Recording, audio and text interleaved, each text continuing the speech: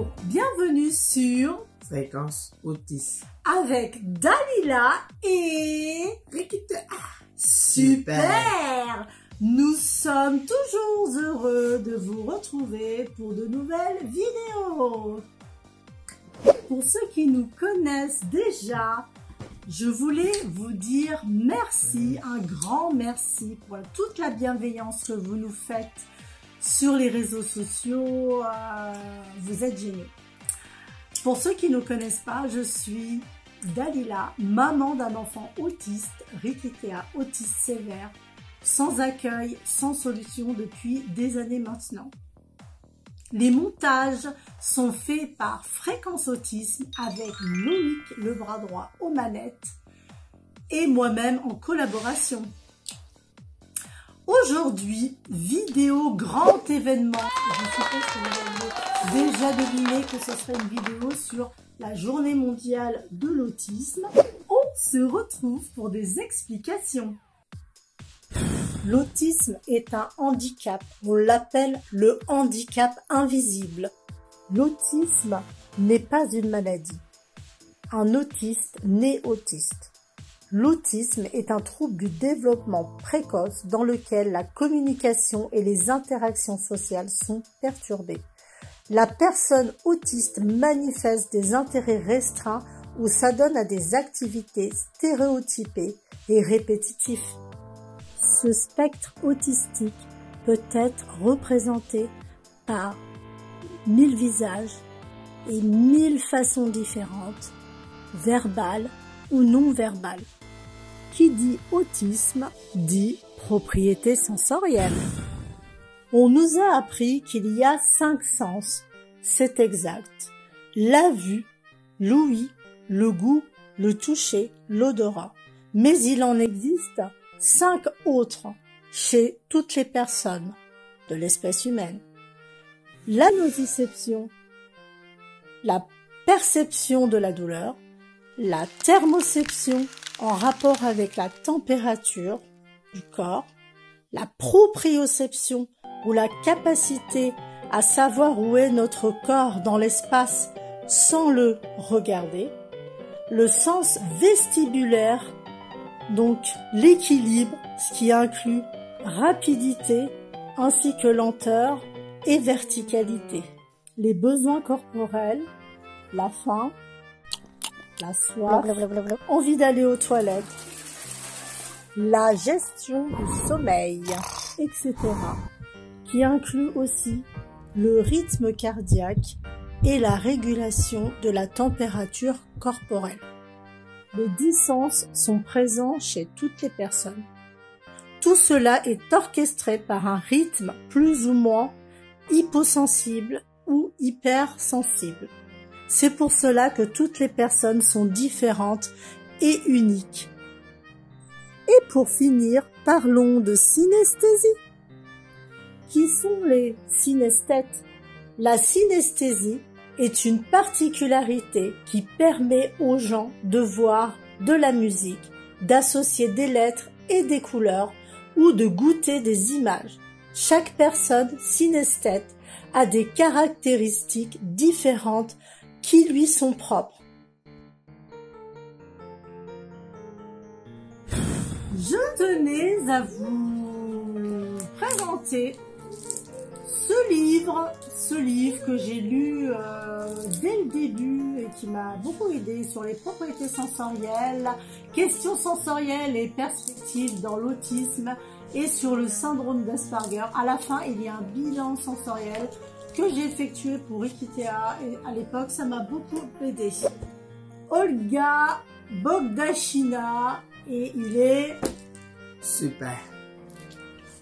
Et je voulais vous présenter celui-ci, les hypersensibilités sensorielles de Josiane Caron-Santa. C'est une ergothérapeute canadienne et ce livre est super. Fréquence Autisme a voulu mettre en lumière pour le 2 avril 6 portraits de famille, les guerriers bleus de l'autisme. Nous sommes prêts! C'est le moment de retrouver Johanna avec Tom, Noé et Mélie Rose. Johanna, je tenais à dire que Johanna a une association, La Voix de Tom. Un don, une bougie, les bénéfices sont reversés pour son association. Et elle a aussi une page Facebook, La Voix de Tom. C'est comment, Kitea? C'est super.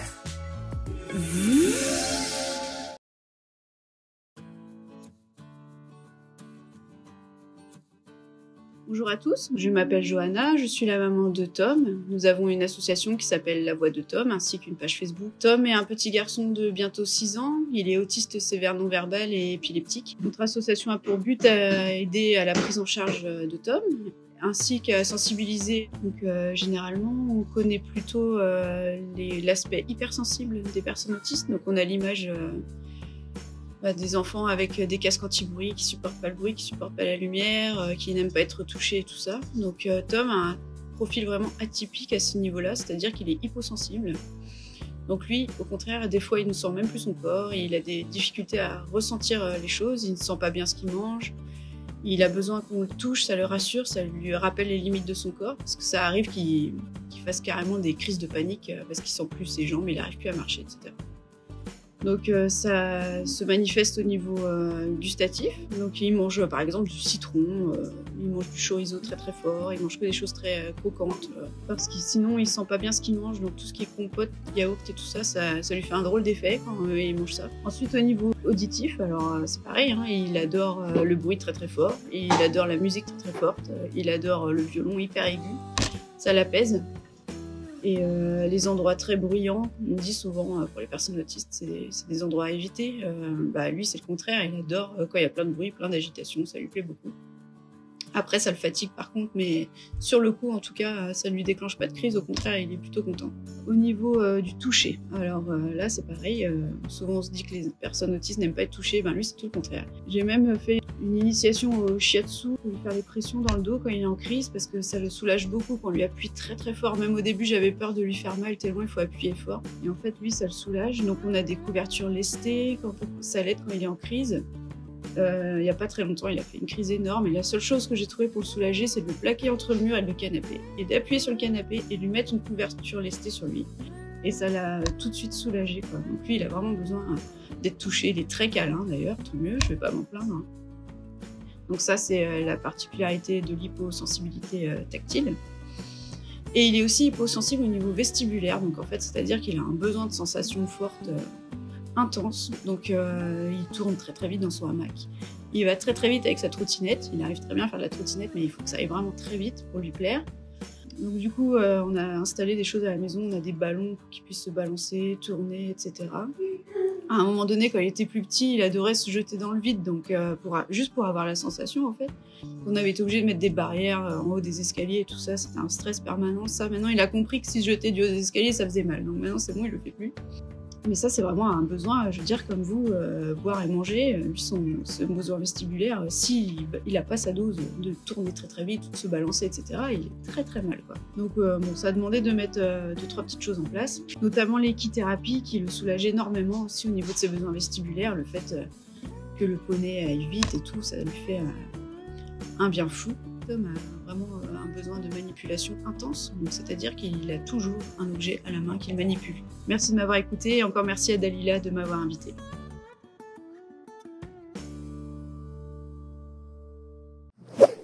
C'est au tour de Paul, avec notre plus grand plaisir. Paul, le chanteur, c'est super.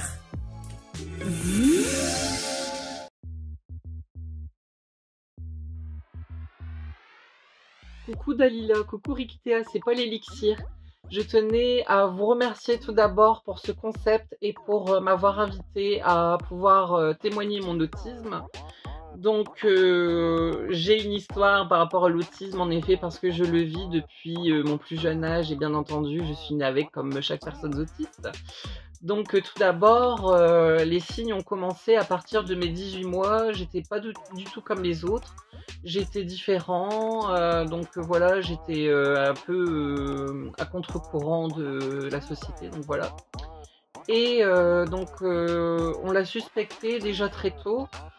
Et un jour, on a décidé de faire une analyse et puis de pouvoir avoir un diagnostic officiel. Et le diagnostic est tombé donc le 26 février 2018. Je n'avais que 23 ans à ce moment-là. Et aujourd'hui, je sais que je suis autiste atypique. C'est de l'autisme, mais pas à 100%. Donc voilà, j'ai un peu je crois, de neurotypie et d'autisme. Donc voilà, c'est très complexe. D'ailleurs, je suis diagnostiquée, en plus de ça, personnalité complexe. Donc peut-être que ça joue beaucoup. Donc mes avantages par rapport à l'autisme, c'est que je peux avoir des dons sur certaines choses, notamment le fait d'écrire des chansons, d'être fort en calcul mental. Je connais plus de 3000 dates de naissance par cœur. Enfin, c'est très précis, quoi, on va dire. Et puis du coup, je chante et c'est ce qui me motive. D'ailleurs, mes inconvénients, c'est que j'ai une très forte sensibilité qui est même au-dessus de la moyenne. Et du coup, j'ai beaucoup de mal à gérer mon hypersensibilité, ce qui peut me faire parfois des crises. Et ce qui me fait que des fois, j'ai beaucoup de mal à passer à autre chose parce que je suis très sensible et à fleur de peau. Bien que j'apprends à réguler, donc voilà. Et je tenais à vous faire une petite chanson en dédicace à l'autisme, donc Jour bleu. Certains que j'ai croisés ont lavé en rose. Moi je l'ai bleu, mais n'est pas toute rose. Suis-je différent si j'en vois de toutes les couleurs? J'écris mon histoire, donc je suis le vainqueur. Même dans la foule, je ne fais que passer. Je sais pas si je suis fou, pas question de déchanter. Non, pas question de déchanter, bien entendu. Restons soudés, restons ensemble. Peace and love. Bisous. Et voici maintenant Audrey et sa présentation et son ASMR. C'est super.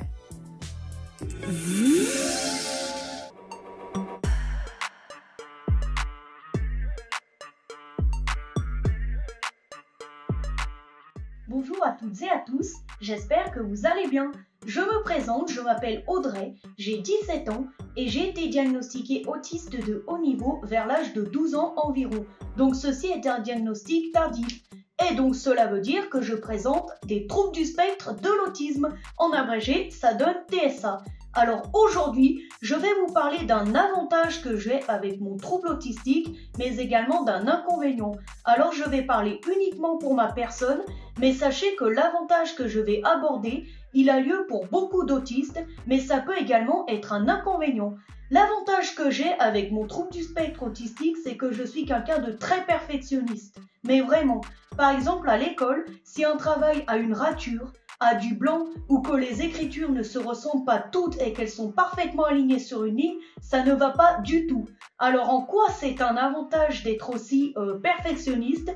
Eh bien par exemple, j'aime bien que les choses soient bien faites, bien peaufinées, bien réalisées, et j'aime bien quand les choses sont carrées, rigides, planifiées, sinon ça me perturbe. Il y a un des inconvénients que je rencontre avec mon trouble du spectre autistique, c'est que je n'arrive pas forcément à regarder les gens dans les yeux. Moi, quand je dois regarder les gens dans les yeux, c'est pas naturel. Je dois me forcer à le faire. Et donc pour cela, ça me demande plus de concentration, ça m'agace, ça me tracasse, même ça m'énerve. Alors ce n'est pas le même ressenti pour toutes les personnes autistes, mais le problème avec ça, c'est que c'est un inconvénient. Car si un jour je passe un entretien d'embauche avec une personne, un patron, et que je ne regarde pas la personne dans les yeux, cela risque de m'apporter que des torts, car c'est la moindre des choses, c'est la politesse au sein de la société, mais pour moi, personne autiste, ce n'est pas naturel. Donc voilà un inconvénient avec mon trouble du spectre autistique. Pour moi, regarder les gens dans les yeux, c'est difficile. Ce n'est pas naturel, ça me demande plus de concentration et quand je dois regarder les gens dans les yeux lors d'une conversation, je me concentre uniquement sur le regard et donc je ne suis pas focalisée sur l'écoute. Et cela peut m'apporter beaucoup d'inconvénients au sein de la société, mais également quand j'écoute une conversation. Voilà, tout simplement. C'est tout bête, hein, mais pour moi, c'est compliqué. Maintenant, je vais vous faire un petit peu d'ASMR. Ceci est l'une de mes propriétés sensorielles. Alors c'est parti!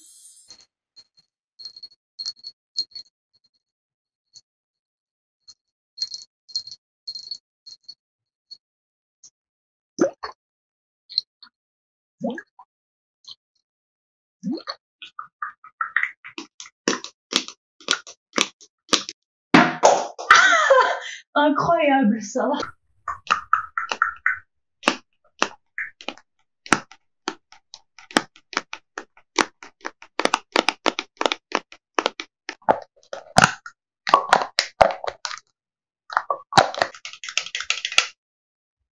What's up avec les biscuits? What's up avec les biscuits? J'aime les biscuits. What's up? Voici Anissa avec ses deux enfants, Djibril et Adil. C'est super.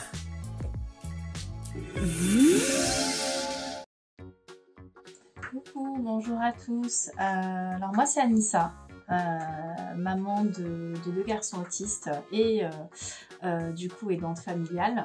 Maman d'un premier garçon, donc bientôt 13 ans, avec un TSA sévère et non-verbal, donc Adil, qui lui a une prise en charge en institut médico-éducatif. Puis, tu veux un bisou?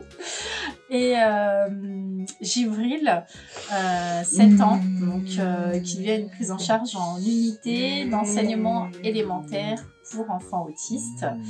Si je devais décrire mes enfants, Adil, 13 ans, donc bientôt, c'est un enfant avec un trouble autistique sévère, profond, donc non-verbal, avec un profil sensoriel assez complexe. C'est un enfant hyper souriant de nature, très câlin et très expressif, malgré que au niveau communication c'est très compliqué, très expressif. Il fait passer beaucoup de choses à travers son regard, à travers son visage.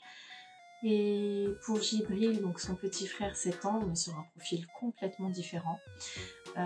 C'est un enfant qui a beaucoup de mal au niveau de la gestion de ses émotions, qu'elles soient positives ou négatives, ça déborde toujours énormément, qui a de très bonnes capacités académiques, mais à côté de ça, de gros problèmes d'attention et il a besoin d'être constamment recadré. Des cœurs et une étoile. Des étoiles et des cœurs, waouh! Là, on va faire du tri de catégorie avec Adil sur les 5 sens.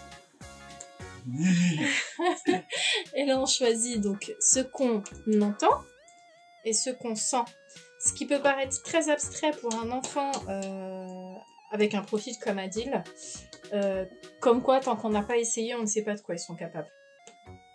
Il y a encore besoin d'aide, mais ce qu'on sent. Ok, du parfum. La fleur. Super. Le tambour. Ouais, tu l'as vu. Très bien. Super, Adil.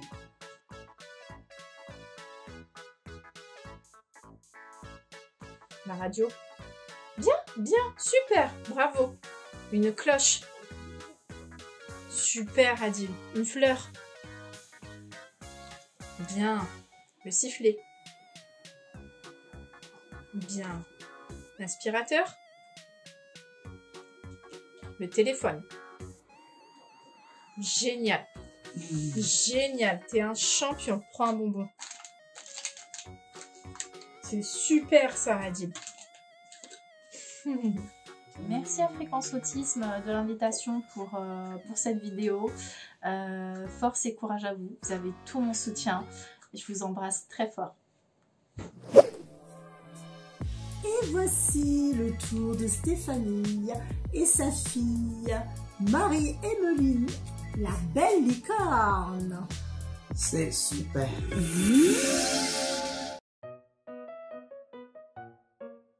Bonjour, je suis Stéphanie, je suis une maman qui a 49 ans, j'ai 4 enfants, Damien 23 ans, Soléane 20 ans, Lucie 18 ans et Marie-Emeline qui a 13 ans, que l'on nomme Petit Boucan d'amour ou Licorne. Damien et Marie-Emeline sont TSA Asperger.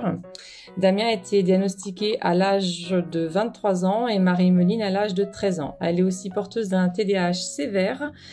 Elle est épileptique, syndrome d'Alice au pays des merveilles. Elle a le SED, le syndrome des lèvres dans l'os. Et elle est en train de réglementer depuis novembre 2021, puisqu'à l'école, c'était carrément plus possible. Et l'IME, elle essayé 6 mois, mais ça lui convenait pas du tout. Voilà. Donc, elle a des prises en charge aussi libérales, en individuel, avec des professionnels qui sont au top pour diminuer ses angoisses et pour les habilités sociales. Marie-Emeline est hypersensible aux odeurs, au toucher, à la douleur. Donc au quotidien, ça se traduit, bon, elle a un casque musical pour sortir, bien sûr, parce qu'elle fait de la musique, voilà.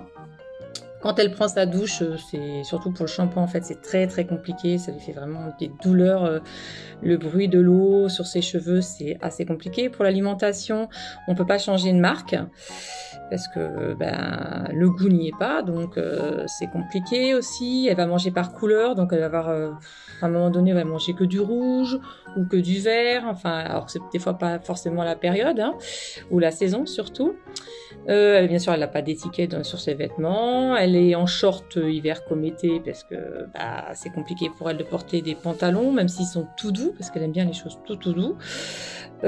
Après, au niveau des habilités sociales, ça c'est quand même son franc-parler assez drôle.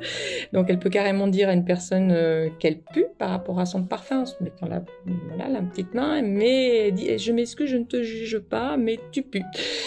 Voilà, bon, après la personne, c'est pas facile non plus de recevoir, mais voilà. Après, elle est très joyeuse, elle aspire au bonheur, elle aime beaucoup sortir, mais elle appréhende beaucoup le jugement et les paroles, des fois pas très très adaptées des personnes en face.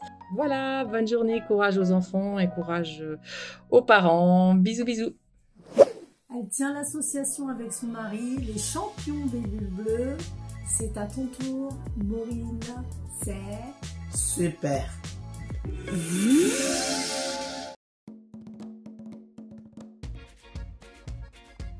Bonjour.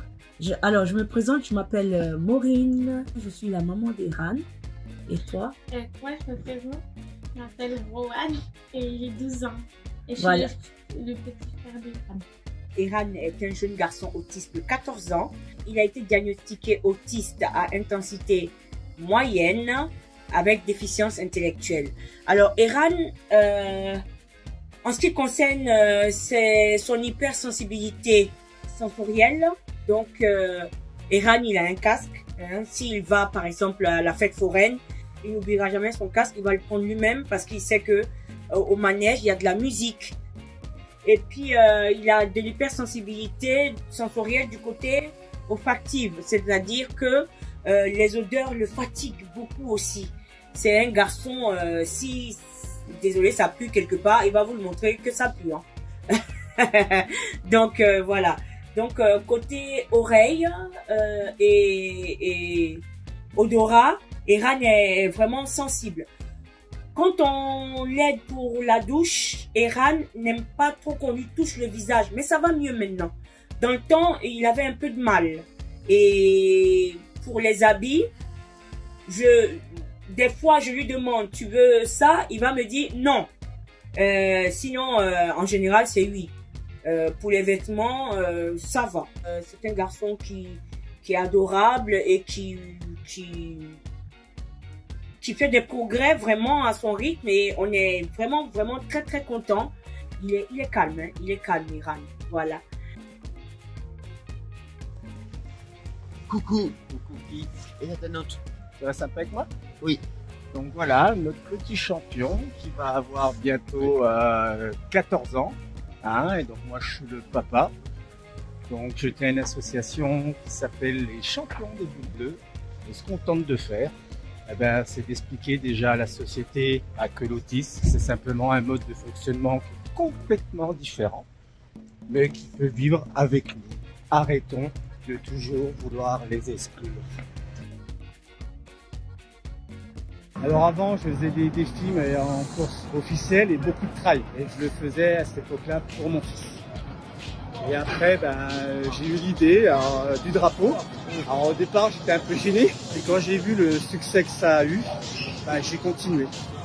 Au mois de mars, j'ai fait un semi-marathon par jour pendant 29 jours. Et le week-end, je faisais des semi-marathons officiels. Mais pendant ces événements-là, les organisateurs me laissaient aussi sensibiliser. Alors je courais des fois tout seul, mais à Chalon, j'ai eu les gendarmes qui sont courus avec moi, j'ai eu les pompiers.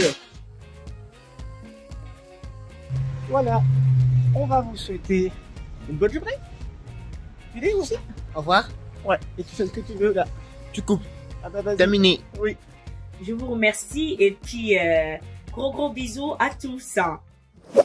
Voilà, je voulais remercier la famille de Johanna, Paul, Audrey, la famille Anissa, la famille Stéphanie et la famille Maureen pour avoir participé à l'événement de Fréquence Autisme. C'est super! N'oubliez pas le 2 avril, tous en bleu, Rikitea, tous en bleu. C'est super. Coucou les copains. Ah oui, c'est moi, Archimède. Moi aussi, je suis là pour le mois de l'autisme. Vous avez vu, j'ai mis mon super petit pyjama bleu. Retrouvez tous les invités de Fréquence Autisme dans la barre de description. un immense merci à Manouya CAC pour son cover Blue. Retrouvez-le sur YouTube, Instagram et TikTok. Manouya! Manouya! Fréquence Autisme, c'est déjà terminé. J'espère que la vidéo vous aura plu. Pour vous abonner, c'est très simple. Activez la petite cloche des notifications, likez, commentez, partagez un grand max pour soutenir notre chaîne. Retrouvez-nous sur la page Facebook Fréquence Autisme. Allez-y faire un petit coucou. Instagram, Twitter, TikTok. Tous les liens sont en barre de description. Force et courage à vous. À très bientôt pour de nouvelles vidéos.